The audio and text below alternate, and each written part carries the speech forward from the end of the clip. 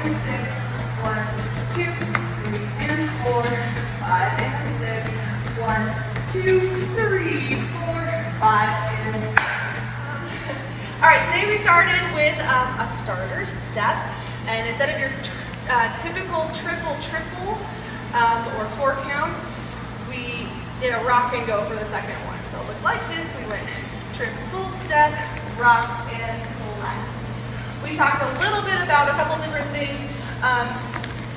footwork-wise for the leads. If you want to do a triple step, a rock, and cross, giving yourself a little more power to head down line, or just a simple collect.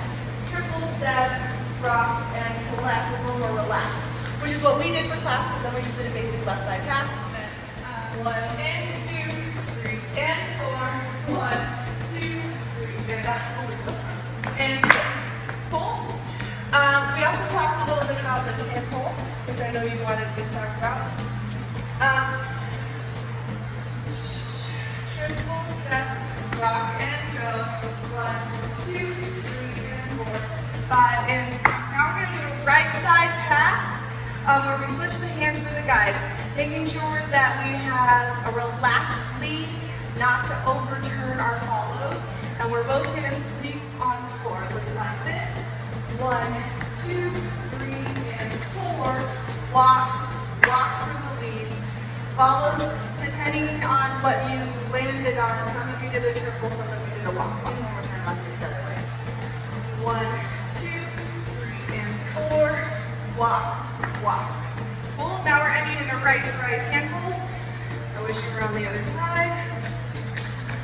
Because now we're going to do an open or outside turn on the right side.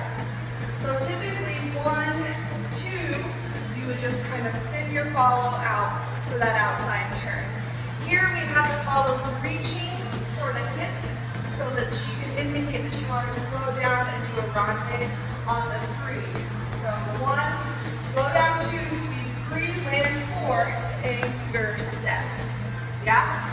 Then we added the extra turn at the end. Still 6 counts, just accelerated turn again. So we went 1, slow down 2, 3, 4, 5, and 6.